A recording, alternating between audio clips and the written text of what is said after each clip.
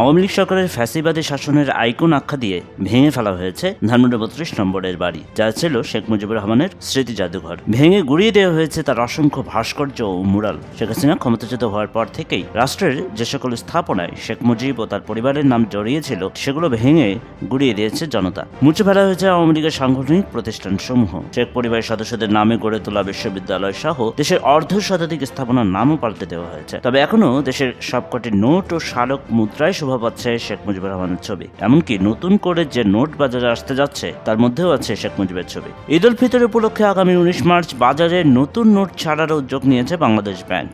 5, 20 ও 50 টাকার এসব নতুন নোটেও থাকছে শেখ মুজিবুর রহমানের ছবি।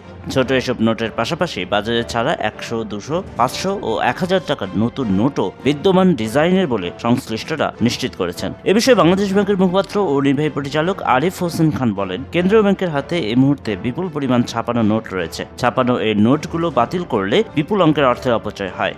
আমরা এই অপচয় করতে যাচ্ছি না, এজন্য আগে ছাপানো নোটগুলো ঈদ উল ফিতর উপলক্ষে বাজারে ছাড়া হবে। টাকার নতুন ডিজাইন সম্পর্কে আরিফ হোসেন খান বলেন, নতুন নোটের ডিজাইন চূড়ান্ত হয়েছে। আশা করছি আগামী এপ্রিল মে নাগাদ সেই নোট বাজারে আসবে।